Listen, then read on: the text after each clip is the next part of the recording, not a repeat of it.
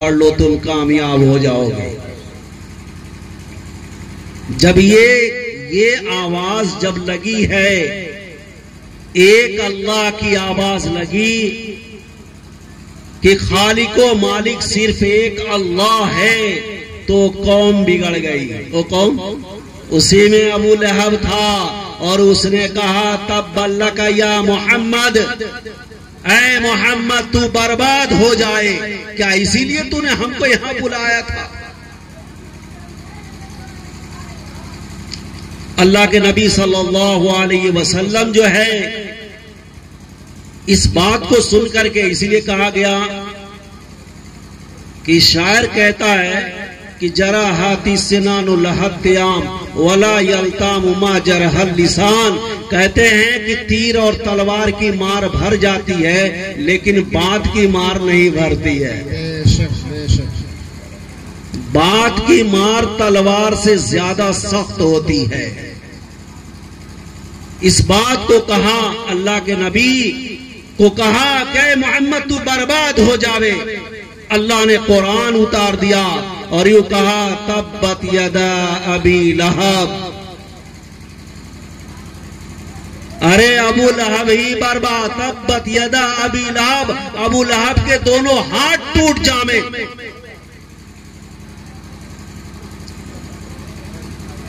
یعنی اللہ کے نبی صلی اللہ علیہ وسلم کو ایک دلاسا دیا گیا، اور اس کمبخت کا وہ حشر ہوا۔ کہا کہ ابو لہب کے معنی آتے چنگاری والا۔ اس کی پیشانی پر ایک جو ہے لائٹ روشنی ہوتی تھی، جو اتنا چمکتا تھا جس کی وجہ سے کہا وہیں سے زخم شروع ہوا، اور پورے جسم کے اندر جو ہے اس کے پھوڑے پورے جسموں کے اندر ہو گئے، اور وہ سردار بنا ہوا تھا۔ میرے دوستو، آخری انجام اس طرح سے ہوا کہ اس کو کتے کی طرح سے کھانا دیا جاتا تھا۔ گھر کی تھالیوں میں اسے کھانا نہیں دیا جاتا تھا، اس کے گھر کے باہر گھر کے اندر نہیں رکھا جاتا تھا۔ اور جس وقت اسی حالت میں اس کی موت ہوئی ہے، کوئی گھر کا آدمی اس کی لاش کو اٹھانے کو تیار نہیں تھا۔ شہر کے چند بھنگیوں کو پیسے دے کر کے اس کی لاشوں کو پھینکوایا گیا ہے، اور اینٹ اور پتھر سے دبوایا گیا ہے۔ یہ اس کا انجام دنیا کے اندر ہوا، اور آخرت کا انجام تو ابھی باقی ہے۔ اس لیے میرے دوستوں اور بزرگوں، یہ دین بڑی قربانیوں سے، یہ دین بڑی محنت اور مجاہدے سے ہم تک پہنچا ہے۔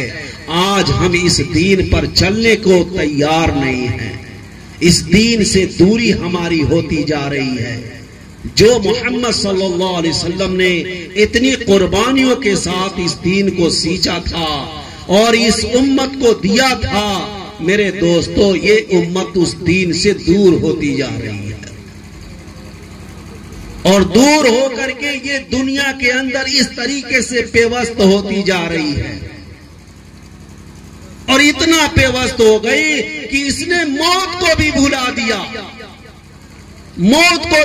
دیا، کہ مرنا بھی ہے ہمیں، اللہ کے پاس ہمیں جانا بھی ہے۔ اللہ کے نبی صلی اللہ علیہ وسلم اسی لیے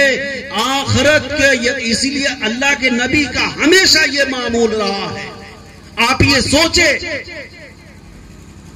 کہ آخرت کتنا ان کے اندر، آخرت کی چیزیں جو ہے صحابہ کے اندر کیسے پیوست کرتے تھے اللہ کے نبی صلی اللہ علیہ وسلم۔ ایک صحابی آ کے کہے کہ فلاں جگہ گئے تھے اور جو ہے بہت پیسہ کمایا، بہت نفع ہوا۔ کہا کتنا کمایا؟ کہا 3000، یعنی 300 کیا چاندی اس کو کہا، تو اللہ کے نبی صلی اللہ علیہ وسلم نے فوراً پلٹا کھلایا ہے اور یوں کہا یہ کیا نفع ہے؟ اصل نفع تو یہ ہے کہ آدمی کا فرض نماز کے بعد 2 رکعت نفل اگر پڑھ لو تو یہ 300 کیا چاندی نفع سے بھی زیادہ ہے۔ یہ نفع سمجھایا۔ آج ہم سوچیں، حقیقت یہ ہے ہم نماز بھی پڑھتے ہیں لیکن کیا ہمارے اندر اگر 10 روپیہ گر جاوے اور 2 رکعت نماز فرض چھوٹ جاوے تو ہمارے دل کے اندر وہ 10 روپے کی اہمیت ہوتی ہے یا وہ 2 رکعت نماز چھوٹنے کی اہمیت ہوتی ہے؟ ہر آدمی سوچ سکتا ہے اس کے بارے میں کہ کیا ہمارے اندر وہ 2 رکعت جو نماز چھوٹا ہے اس کا تھوڑا سا غم ہے یا 10 روپیہ میرے جیب سے گرا ہے اس کا غم زیادہ ہے؟ پتہ یہ چلا جب ہم اپنے دلوں کو ٹٹولتے ہیں تو پتہ یہ چلا اس 10 روپے کی اہمیت زیادہ ہے اور اس 2 رکعت نماز کی اہمیت وہ نہیں آئی ہے کہ نہیں؟ ایسا معاملہ اللہ تعالی ہم سب کو میرے دوستو اس چیز کی جو آخرت میں ہمیشہ رہنے والی ہے اللہ تعالی اس کی بھی اہمیت ہمارے دلوں کے اندر پیدا فرما دے۔ آخری چیز یہ ہے میرے دوستو، ہم تو دنیا کے اندر رہ کر کے سب سے پہلے میں نے آج جمعے میں ایک بات کہی تھی کہ میرے دوستو سب کو عالم حافظ مولوی بننا کوئی ضروری نہیں ہے، لیکن کم سے کم اتنا تو سوچے کہ ہم مسلمان بن کے زندگی گزاریں گے۔ کیا بن کے زندگی گزارے بھائی؟ ارے بھائی مسلمان بن کے زندگی گزاریں گے کہ نہیں گزاریں گے؟ سب کو مولانا حافظ تھوڑی بننا ہے، لیکن مسلمان بن کے زندگی گزاریں گے۔ مسلمان ہے کیا چیز؟ مسلمان یہ ہے کہ اللہ کی ذات پر یقین رکھے، محمد صلی اللہ علیہ وسلم کے لائے ہوئے طریقے کو جو ہے 100% اپنی زندگی کے اندر داخل کرے، اپنے کھانے میں، پینے میں، کاروبار میں، شادی بیاہ میں، تمام طرح کی جتنی بھی دنیا کے اندر کام ہیں اس کے اندر میں محمد صلی اللہ علیہ وسلم کے طریقے کو لاؤں۔ ہم جو ہے محمد صلی اللہ علیہ وسلم کے طریقے کو فالو کریں۔ ہمیں حیرت اس بات کی ہے، ہم اپنے آپ کو کہہ رہے ہیں کہ ہم مسلمان ہیں، ہم جو ہے مسلمان ہیں، لیکن مسلمان کا جو طریقہ ہے اس سے نفرت کیوں ہے؟ جو نبی نے اس امت کو جو طریقہ بتایا ہے اس طریقے سے ہمیں دوری کیوں ہے؟ پتہ یہ چلا یہ صرف زبان کی بول ہے، دل کی بول ابھی نہیں ہوئی ہے۔ اللہ کرے جس طرح ہماری زبان کی بول ہے اسی طرح ہمارے دل کی بھی بول ہو جائے، ہے کہ نہیں؟ یہ چیزیں ہم سوچیں میرے دوستو، ہم کہہ رہے ہیں ہم مسلمان ہیں لیکن ہمارے طریقے مسلمان سے غیر ہیں۔ شادی بیاہوں میں دیکھا جائے خرافات کیوں ہو رہا ہے، اور ہماری خاص طور سے ماں بہنیں اس کے اندر سب سے زیادہ بڑھ کر کے حصہ لے رہی ہے، جو اسلامی طور طریقے سے بالکل کوسوں دور رہ رہی ہے۔ اس لیے ان کے اندر بھی دین کو ڈالا جائے، جس طریقے سے مرد جو ہے دین کا مکلف ہے اسی طریقے سے ہماری ماں بہنیں بھی دین کی مکلف ہے۔ جس طرح ہمارے اوپر نماز فرض ہے اسی طریقے سے ہماری ماں بہنوں پر بھی نماز فرض ہے۔ دین دونوں کے اندر ہونا چاہیے، اور یقین جانیے گھر کا اگر جو ہے دونوں مرد اگر دیندار ہوں گے تو گھر کا پہیا بہت اچھے سے چلے گا، نہیں تو ایک بھرشٹ رہے گا نا تو دین پر چلنا بڑی مشکل ہو جائے گا۔ اس لیے دین خود اپنی زندگی کے اندر لانا ہے، اپنی ماں بہنوں کے اندر بھی دین کو لانا ہے، اپنی ماں بہنوں کے اندر بھی دین کو لانا ہے۔ آپ دیکھیے کتنی زیادہ ہمیں تو حیرت ہوتی ہے اس بات کی کہ پتہ نہیں ان کو کہاں سے دین ملا، اور ایسی ایسی خرافاتیں کرتی ہیں ہماری ماں بہنیں، پتہ نہیں کہاں سے ان کو کون ان کے اندر مفتی بیٹھا ہوا ہے جو ایک ایک چیز کو ایجاد کرتا ہے اور وہ کرتی ہے اس چیز کو، ایسی رسم و رواج، یہاں تک کہ ایک ایک کام ایسا ہے جو شرک کی طرف لے جاتا ہے۔ اور اللہ تبارک و تعالیٰ فرماتا ہے کہ دنیا کے اندر تمام گناہوں کو میں معاف کر دوں گا لیکن شرک کو میں معاف نہیں کروں گا، شرک کی معافی نہیں ہے۔ اس لیے اور ایک چیز یہ ہے کہ بھائی زندگی جب گزار رہے ہیں تو میاں کو چاہیے کہ اپنی بیوی کا حق ادا کرے، اپنی بیوی کا حق ادا کرے، اور بیوی پر لازم ہے کہ اپنے شوہر کا حق ادا کرے۔ اللہ کے نبی صلی اللہ علیہ وسلم کے سامنے اللہ کے نبی صلی اللہ علیہ وسلم کے سامنے ایک اونٹ آ کے سجدہ کیا. اونٹ آگے کیا گیا؟ سجدہ کیا. تو صحابہ نے کہا اے اللہ کے نبی صلی اللہ علیہ وسلم یہ اونٹ آپ کو سجدہ کر رہا ہے, ہم زیادہ مستحق ہے کہ ہم آپ کو سجدہ کر دیں. تو اللہ کے نبی صلی اللہ علیہ وسلم نے فرمایا سجدہ کسی کے لیے جائز نہیں, سجدہ کسی کے لیے جائز نہیں. اگر سجدے کا جائز کا کہیں حکم ہوتا تو میں عورتوں کو یہ حکم کرتا کہ وہ اپنے شوہروں کا سجدہ کرے, وہ اپنے شوہروں کا سجدہ کرے. لیکن آج دیکھیں کس طریقے سے مرد اور بیوی میں لڑائی چل رہی ہے, کس طریقے سے وہ باتیں اس طریقے کی کرتی ہیں, ذرہ برابر بھی ان کے خیال نہیں یہ میرا سردار ہے. میرے دوستو یقین جانیے جو عورت اپنے شوہر کو بادشاہ سمجھے گی تو بتاؤ بادشاہ کی بیوی رانی ہوئی کہ نہیں ہوئی؟ اگر اپنے شوہر کو بادشاہ سمجھتی ہے تو رانی بن کر کے زندگی گزارے گی, اور اگر وہ اپنے شوہر کو غلام بنا کر کے سمجھتی ہے یہ میرا غلام ہے تو غلام کی بیوی ہی تو بن کے رہے گی. اس لیے عورتوں کو چاہیے کہ اپنے شوہر کو بادشاہ کا درجہ دیں. کس کا درجہ دیں؟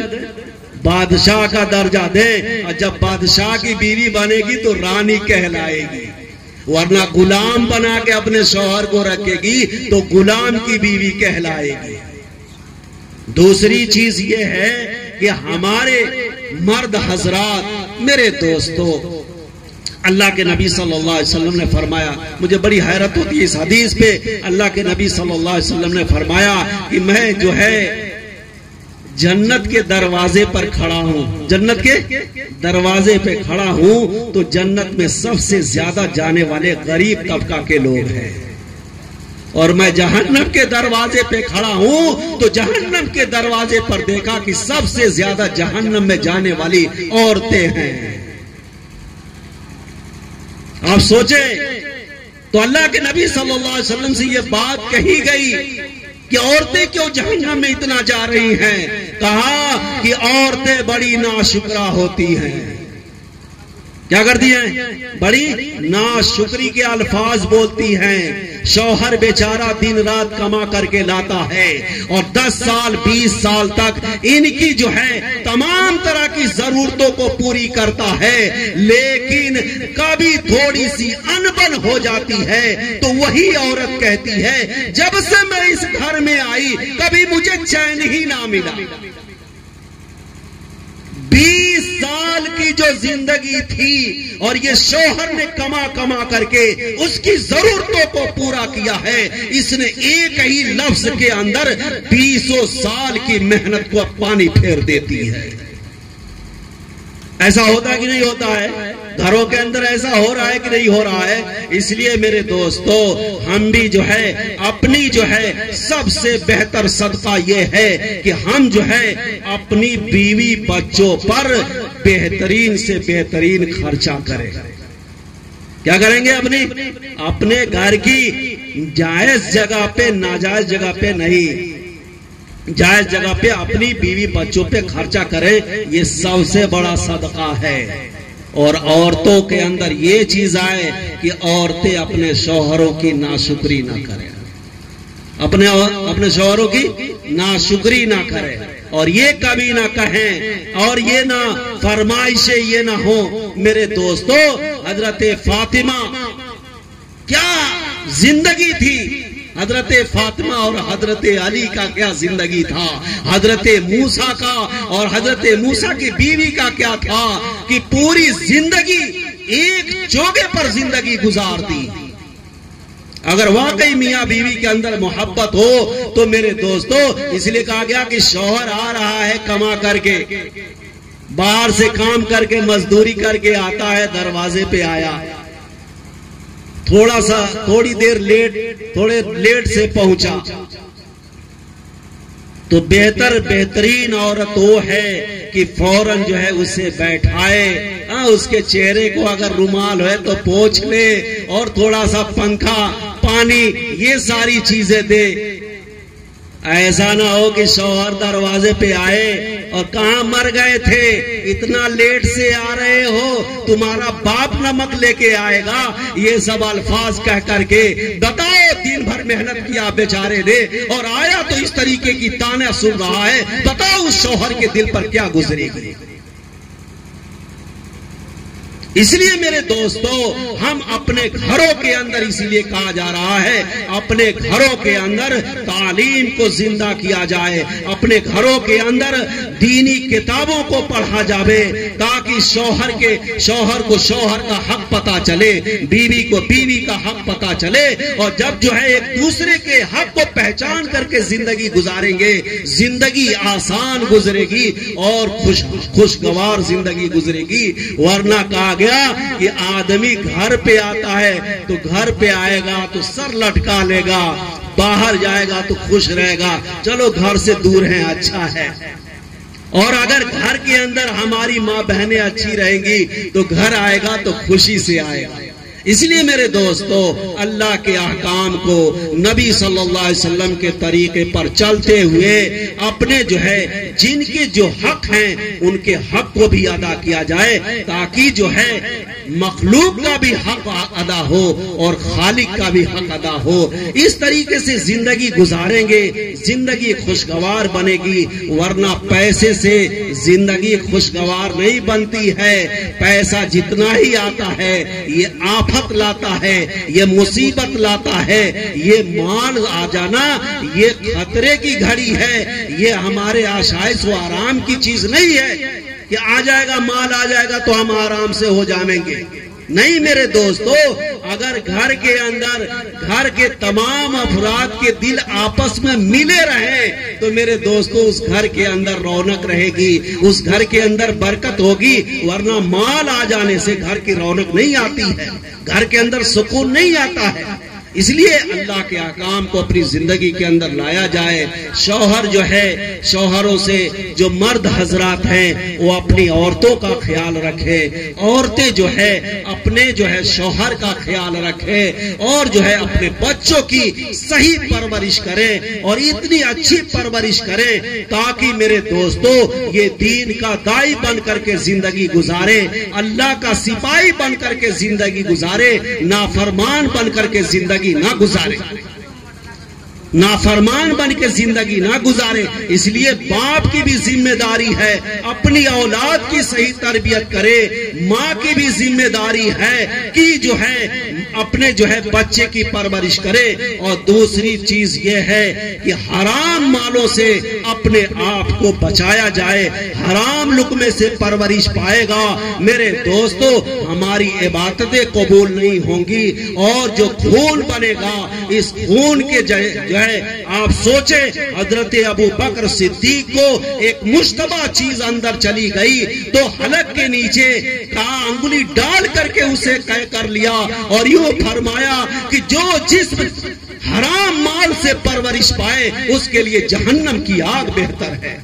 اس لیے حرام مالوں سے پرہیز کیا جائے، جوا سے، شراب سے اور ان تمام چیزوں کی خرافات سے ہم اپنے آپ کو بچائیں اور ایک سچا پکا مسلمان بن کر کے زندگی گزارے، نبی کا جو ہے دیوانہ بن کر کے زندگی گزارے، اور جو ہے نبی صلی اللہ علیہ وسلم نے جو طریقہ لایا ہے وہ اپنے گھروں میں، اپنی شادی بیاہوں میں، اپنے دکانداری میں، اپنے رشتہ داروں میں میرے دوستو نبی والا طریقہ چلایا جائے، تب جا کر کے میرے دوستو دیکھیں زندگی کتنی خوشگوار بن جاتی ہے۔ اللہ تبارک و تعالی ہم سب کو میرے دوستو محمد صلی اللہ علیہ وسلم کے لائے ہوئے دین پر ہم سب کو چلنے کی پوری توفیق عطا فرمائے۔ وآخر دعوانا ان الحمدللہ رب العالمین۔